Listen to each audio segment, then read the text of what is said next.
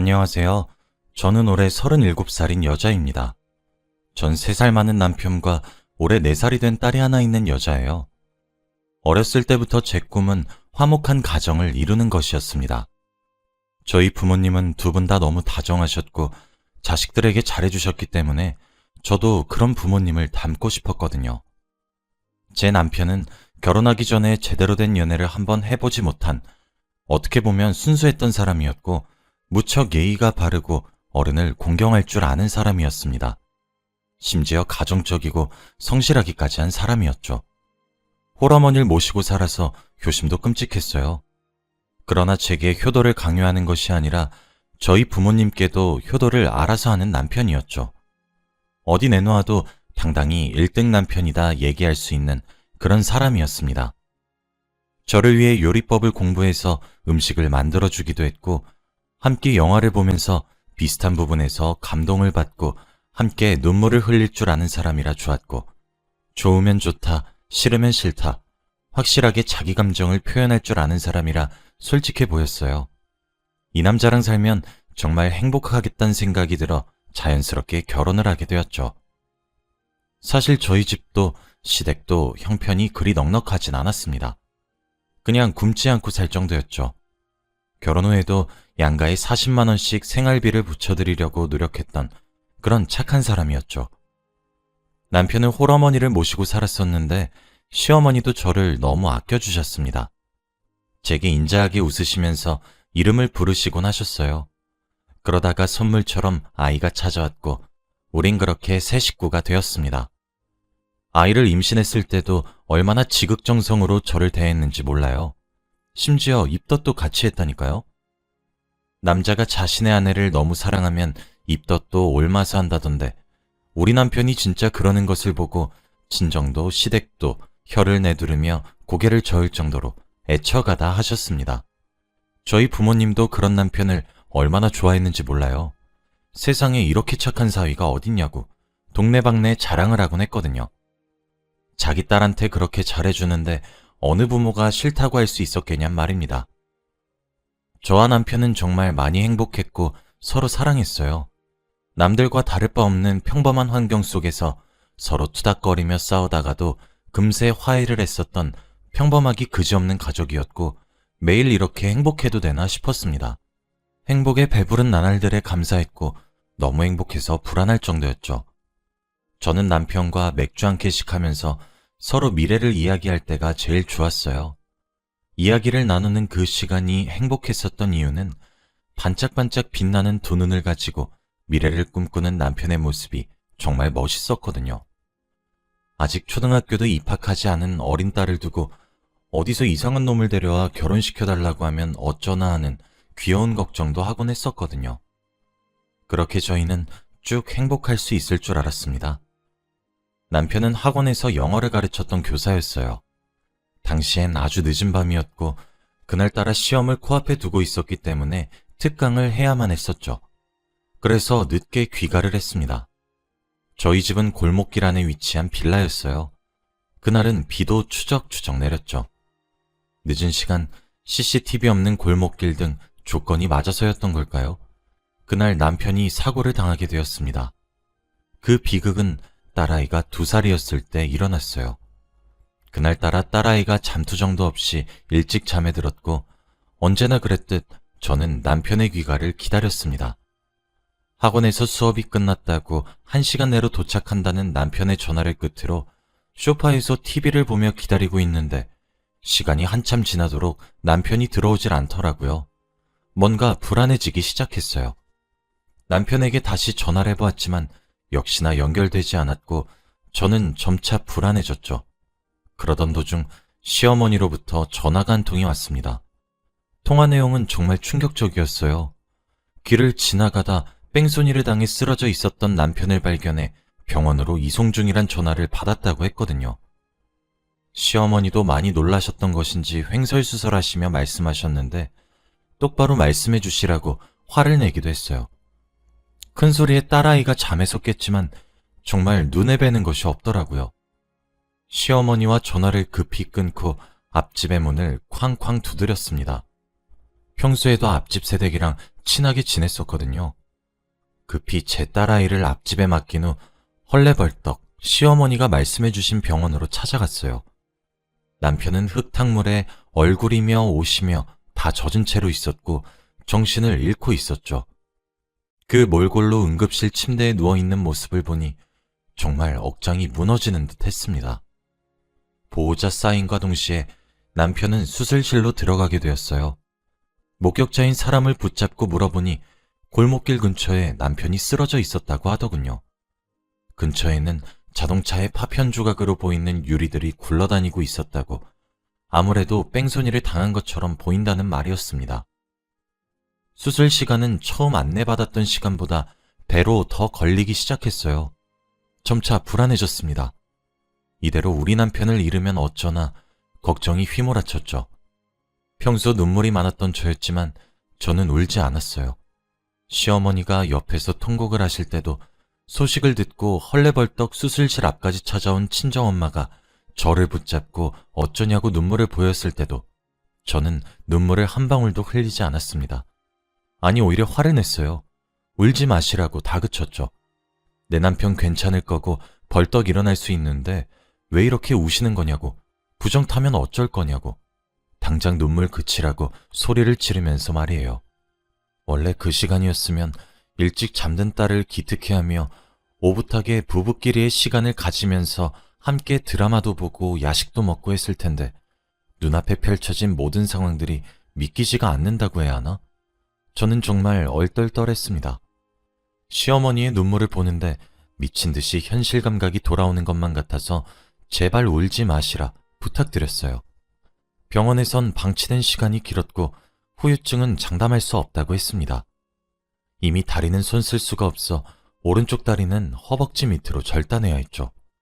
게다가 뇌출혈까지 있었고 조금만 늦었으면 바로 사망을 했을 수 있었지만, 사실 지금도 일어날 수 있을 거란 보장이 없다고 최선을 다했다고 하시더군요. 오늘 아침에도 출근하고 오겠다고 제게 입을 맞춰주고 딸을 사랑스럽게 쳐다봐 주었던 남편의 상태는 오늘이 고비라는 말에 저는 그제서야 무너졌습니다. 믿지 않았어요. 믿을 수가 없었어요. 좀 전까지 저랑 전화를 했고 오늘따라 감기 기운이 있었던 제 몸 상태를 걱정해 주었던 사람이 지금 누워있는 것도 놀라 자빠질 노릇인데 어떻게 믿을 수 있었겠나요? 눈 좀 떠보라고 절규하는 시어머니의 목소리를 끝으로 정신을 잃었습니다. 저와 시어머니는 미친 듯이 남편의 간병에 매달렸어요. 딸아이는 친정에 맡겼고요. 살려만 달라는 우리의 기도가 하늘에 닿은 것인지 남편은 정신을 잃은 지 열흘 만에 기적적으로 눈을 떴습니다. 하지만 남편에겐 또 다른 지옥의 시작이었나 봅니다. 처음엔 제대로 거동도 못해 자신의 상태가 어떤지 몰랐나 봐요. 남편은 헐렁해진 오른쪽 다리를 보고 커다란 상실감을 가지고 난 뒤 미친 듯이 절규하기 시작했어요. 늘 긍정적이고 건강한 삶을 살아왔던 남편은 그때 이후로 성격이 참 많이 변했습니다. 하염없이 울다가 이렇게 살 바엔 차라리 죽어버리겠다고 난리도 쳤다가 멍하니 창밖만 보다가 그렇게 지냈죠. 말 그대로 숨만 쉬었습니다. 시간이 흘러 남편이 퇴근하고 난 후도 문제였어요. 시어머니는 한순간에 장애인으로 전락한 아들이 혼자가 되기라도 할까 겁이 나셨나 봅니다.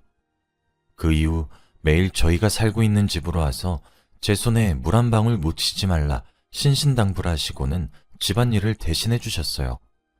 청소도 하시고 빨래도 하시고 밥도 차려주시며 모든 일을 해주셨죠. 그렇게 매일을 저희 집에 오셔서 복작거리셨습니다. 그러고 돌아가실 적엔 항상 저를 붙잡고 하나뿐인 아들 옆에 있어주면 안 되냐고 거의 빌다시피 제게 애걸복걸 하셨죠. 남편도 똑같았어요. 매일을 반복되는 질문을 던지더군요. 자기를 사랑하냐고, 헤어지자고 하지 않을 거냐, 뭐 그런 질문 말이에요. 저희 친정에서는 제 앞길이 창창하다며 이혼하기를 슬며시 요구하기도 했어요. 솔직히 안 힘들다고 하면 그건 정말 새빨간 거짓말입니다. 제가 처한 상황보다 시어머니와 남편의 애원보다 친정과 친구들의 위로보다 더욱 힘들었던 것은 주변 사람들의 시선이었어요. 동정어린 시선들이요.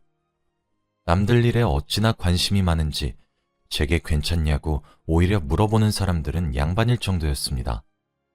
아마 사람들의 시선을 한번 겪어보지 않으셨으면 100% 이해하실 수 없으실 거예요.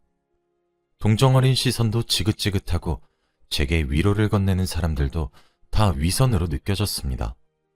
시어머니가 매일같이 찾아와 저희 살림을 보살피는 것도 이기적인 모습으로만 보였어요. 남편을 바라보고 있다가도 제 시선이 남편의 헐렁해진 오른다리를 보면 참 만감이 교차하기도 했고요. 분명히 무언가 있어야 되는 곳에 아무것도 없으니 허전함이 참 많이 느껴졌죠. 여기서 가장 힘들었던 건 뭔지 아세요? 점점 불안과 공포에 질려가는 남편의 모습을 지켜보는 것이었습니다. 매일 제 눈치만 살피는 남편의 모습, 제게 집착하기 시작하는 모습 등 세상이 원망스러울 지경이더라고요. 매사에 밝고 쾌활한 웃음을 흘리며 명랑하게 인생을 살아왔고 집에 오면 밖에서 무슨 일이 있었는지, 오늘은 무엇을 먹었는지 조잘조잘 떠들기 바쁘던 남편의 모습은 이젠 온데간데 찾을 수 없었어요. 그래도 어떻게 해요? 같이 산 시간보다 앞으로 살아갈 시간이 더 많지만 멀쩡한 몸을 가지고 있는 제가 더 고생할 것을 뻔히 알고는 있지만 그래도 남편이 건강한 몸으로 함께 살았었을 때 제 남편이 저를 어떻게 사랑해 줬는데요. 얼마나 듬뿍 사랑해 주었는데 남편을 버릴 수는 없었습니다. 친정에서는 이혼을 권유했는데 그 이유 또한 잘 알아요. 나이도 젊으니까 새로 시작하길 바라셨겠죠. 장애인이 된 남편을 평생 동안 돌보면서 함께 산다는 것은 제가 너무 일방적으로 고생하는 길이란 사실을 저희 부모님도 아시니까요. 그래서 세상욕 자신들이 다 들을 수 있으니 이혼하란 말을 꺼내셨던 것이겠죠. 그런데 그렇게 미친 듯이 절 사랑해준 남편을 제가 어떻게 버릴 수가 있겠나요? 사실 도망치고 싶었던 적도 정말 많았고 욕을 얻어 처먹는 한이 있어도 눈 딱 감고 이혼할까 고민도 했습니다. 이기적이라고 욕을 먹어도 할 말은 없는데 저를 위해서, 딸아이를 위해서 그런 생각을 안 해보진 않았어요. 왜 하필 내가 이런 일을 당해야 하고 이 꼴을 당해야 하는지 이해가 되지 않았고 하늘이 원망스러워졌죠. 하루빨리 이혼해서 빠져나오고 싶다가도 풀이 죽은 남편을 보면 그래, 내가 아니면 이 사람은 어쩌겠나 싶기도 했고요. 음식 쓰레기를 버리는 일도, 야식을 사다 주는 일도, 분리수거, 화장실 청소, 집안 마트에 가는 간단한 심부름까지 모두 원래 남편이 해왔던 일이었어요. 자신이 해왔던 일을 하는 제 모습을 보고 남편은 수도 없이 미안하다고 말을 하더군요. 그리 내뱉는 남편의 모습이 너무 가슴이 아파 남편을 껴안고 엉엉 울었습니다. 그때 결심했어요. 흔들리지 말고 내 남편 내가 지키자는 결심을 말이에요. 더 이상 절망에 빠져 허우적거리는 남편의 모습을 보는 것도 많이 힘들었고 동정만 받으며 불안과 우울감에 시달리는 인생을 살고 싶지도 않았습니다. 그렇게 결심을 굳히고 친정에 찾아갔습니다. 이혼할 생각도 없고 나랑 우리 남편 좀 도와달라고 말이죠. 친정에선 절 뜯어 말렸지만 제가 강행했어요. 엄마 아빠도 김서방이 나를 어떻게 사랑해줬는지 전부 옆에서 보셨잖아요. 우리 없는 살림에도 친정이랑 시댁에 생활비 조금씩 드리자고 했던 사람이야. 내 손에 물 한 방울 안 묻힌 건 아니지만 최대한 덜 묻히려고 노력했던 사람인데 내가 그런 사람을 어떻게 버리고 새 출발을 해요? 그러니까 그냥 나 좀 도와주세요. 하면서 말이죠. 남편도 붙잡아 앉힌 뒤에 말했어요. 여보, 더 이상 나한테 이러지 마. 당신이 이럴수록 더 지쳐. 당신은 항상 어려운 일을 겪게 되면 극복한 사람이었잖아. 나 당신 안 버려. 당신 두고 나만 도망가거나 떠나지 않을게. 정말 약속할게. 그러니까 우리 이겨내보자. 당신 우리 딸 결혼식에도 휠체어 타고 들어갈 거야?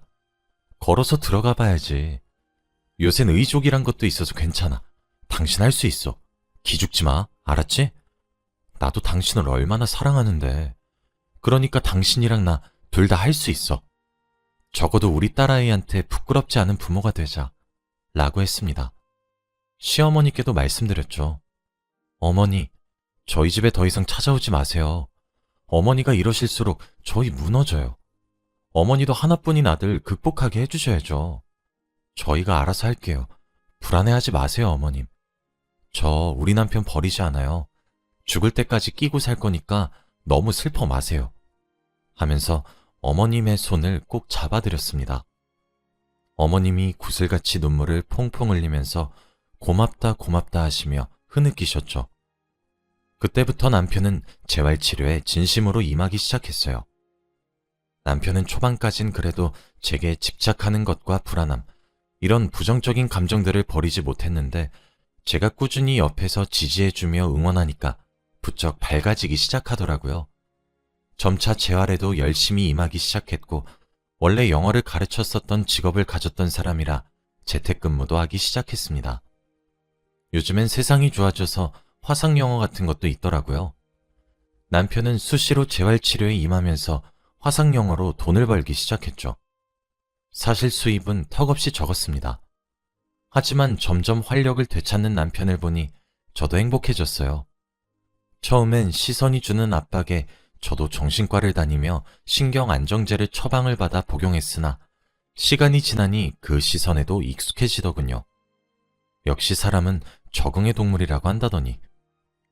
사실 늦은 밤 CCTV도 없었던 골목길에서 뺑소니를 당했던 터라 눈앞이 막막했었는데 골목길에 뺑소니 목격자를 찾는다는 현수막을 걸었더니 목격자도 찾아냈고 골목길 사고 현장 근처에 주차하고 있었던 자동차의 블랙박스를 받아내 뺑소니 범인도 잡을 수 있었습니다. 그 사람은 뺑소니에 음주운전까지 한 파렴치한 인간이었어요. 그 사람으로 인해 저희 집안은 풍비박산이 났는데 말이죠. 눈물로 범벅된 제 얼굴을 보고는 그저 죄송하단 말밖에 하질 못하더군요. 보험 처리도 받았고 보상금도 받아서 남편의 병원비에 커다란 부담을 느끼진 못했습니다. 오늘은 남편이 꼭 뺑소니 사고를 당한 지 2년째가 되는 날이에요. 이제 남편은 의족도 곧잘 차고 다니고 있고 아는 지인분이 운영하고 계시는 학원에 영어와 국어를 가르치며 일상생활에 거의 완벽하게 복귀하고 있습니다. 며칠 전엔 글쎄 우리 딸아이가 병원에서 데일밴드에 관해 배웠나 보더라고요. 다쳐서 아야 하면 병원에 간다, 소독약을 발라준다, 아프면 약을 바른다, 이런 것들을 놀이를 통해서 배웠나 봅니다. 남편이 소파에 잠시 누워 있었는데 살금살금 다가가서 남편의 오른쪽 허벅지에 분홍색 토끼가 그려진 데일밴드를 붙이고는 호호호 불어주는데 얼마나 예뻤는지 몰라요. 남편도 자다 깨서 울컥한 표정으로 딸아이를 바라보고요. 요즘에도 남편은 잠에 들기 전 제게 미안하고 고맙다는 인사를 꼭 해주고 잠에 들어요.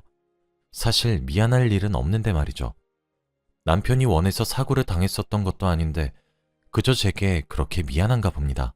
사실 지금 생각해보면 제게 무슨 용기가 있어서 그렇게 행동했었던 것인진 모르겠지만 가정을 지켜야 되겠다는 일념 하나만으로 일궈낸 기적 같아요. 남편은 제게 말해요. 제가 있어서 일상생활로 빠르게 복귀할 수 있었고 절망에 오래 빠지지 않을 수 있었고 재활에 집중해서 의족에 익숙해질 수 있었다고. 그래서 제게 너무 고맙다고 말이에요.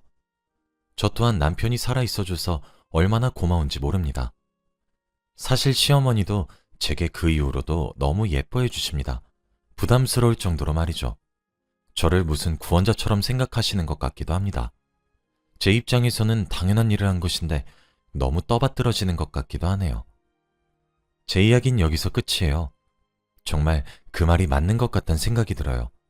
인생에 내리막길이 있으면 오르막길도 있단 말이에요. 저는 다시 정상으로 돌아가고 있는 저희 가정이 너무 좋고 여전히 남편과 딸을 무지막지하게 사랑하고 있습니다. 힘들 때 사람 버리는 것은 아니라고 하더군요. 그래서인지 요즘에도 남편에게 더할 나위 없이 큰 사랑을 받고 있어요. 앞으론 더 이상의 오르막길은 없어도 좋으니 지금처럼 안락하고 평화로운 나날이 지속되길 바랄 뿐입니다. 제 긴 이야기를 들어주셔서 감사해요. 여러분들 가정엔 평안만 가득하시길 빌며 이만 글을 마칩니다. 감사합니다.